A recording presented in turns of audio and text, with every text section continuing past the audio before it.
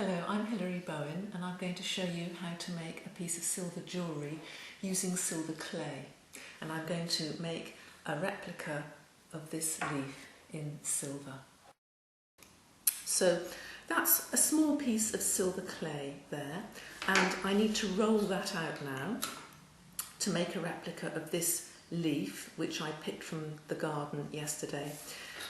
These things here are just called spacers. They're 1.5 millimeters thick, and they enable me to make sure I'm rolling out the clay to an even thickness. This little thing here is just a piece of Teflon sheet, and it just means that I'm able to roll the clay out without it sticking to the tile.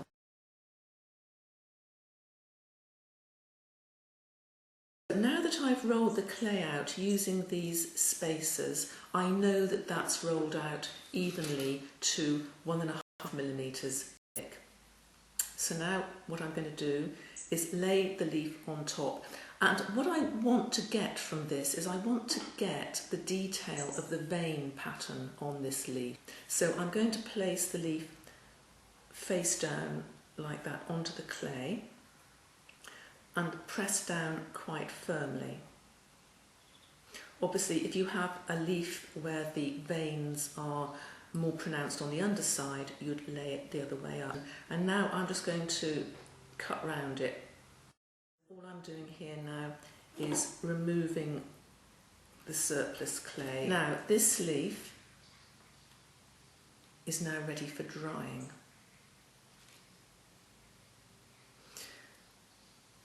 What I will probably do with this for the time being is leave the leaf on the clay for the time being. You don't have to, you can take it off, but I'm going to leave it on because I often find that you get a better detail of the veins if I leave the leaf on for a while.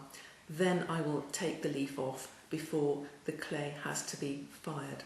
But before I do, I need to attach something to enable me to put a chain through the back of this, because this will be a pendant. And what I'm going to use is a small piece of wire which I've bent round into a sort of circle shape, and I'm going to just embed that into the clay like that, push it in. And as the clay is fired, it will shrink slightly, and it will shrink around that piece of wire and hold it and grip it really tightly. Okay, so here is a leaf that I made earlier on. This has now had time to dry. It's very brittle at this stage because it's just dried clay. It hasn't yet turned into metal. You can see the little loop that I pushed into the back of the clay there to take the chain.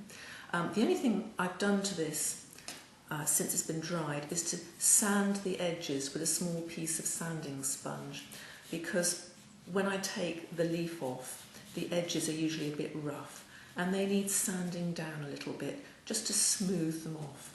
And now, because it's dry, it's ready for firing.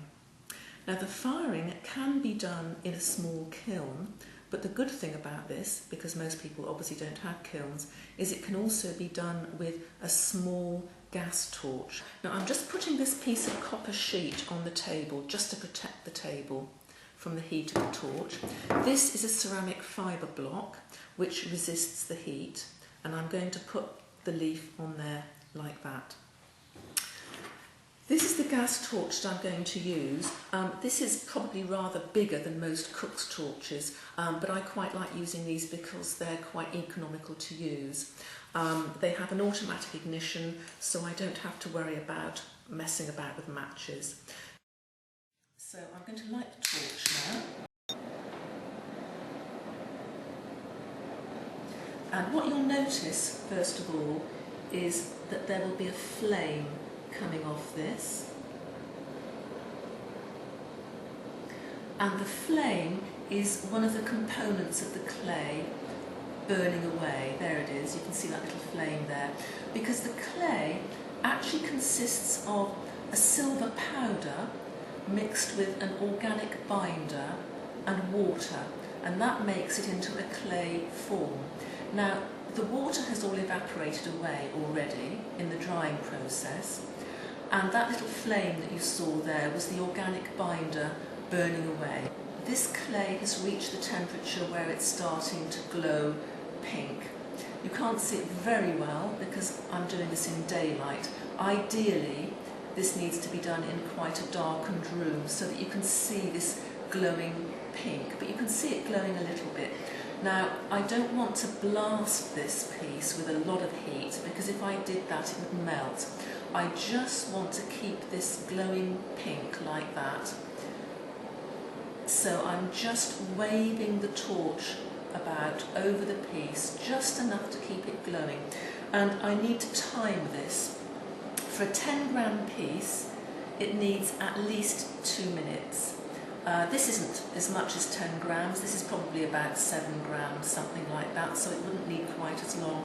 If you don't fire it for long enough, then it won't be silver, it'll still be partially clay, and of course that would mean it's not very strong, and we want to make sure it has completely converted into the metal form of the silver.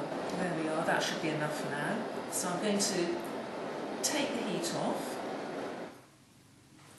And the nice thing about this is that you don't even have to wait until it's properly cooled down. You can just take the piece and put it in some cold water, like that, take it out, and this is now pure solid silver. So that's now quite robust. I certainly wouldn't have been doing that with it if it had been in its clay form, but that's now, don't know whether you can hear that, that's metal. So I'm just giving this a bit of a scrub, and you can see it's starting to look a bit silvery now. I'm doing the back as well, not to forget the back. Basically what's happening here is the action of the brass brush is causing the silver molecules to become more aligned with each other and to flatten themselves down. And the way that reflects light into the eye is to make it appear silver. Now you do get to the stage where you're not going to get it any shinier than that with a brass brush. So then I would go on to a piece of sanding sponge. So this particular grade of sanding sponge, this particular grit, is giving this leaf a lovely soft satin sheen. And there's one last thing I'm going to do now which just adds a really nice finishing touch. I'm going to burnish the edges. Now you can use a proper burnishing tool or you can just use an old knitting needle.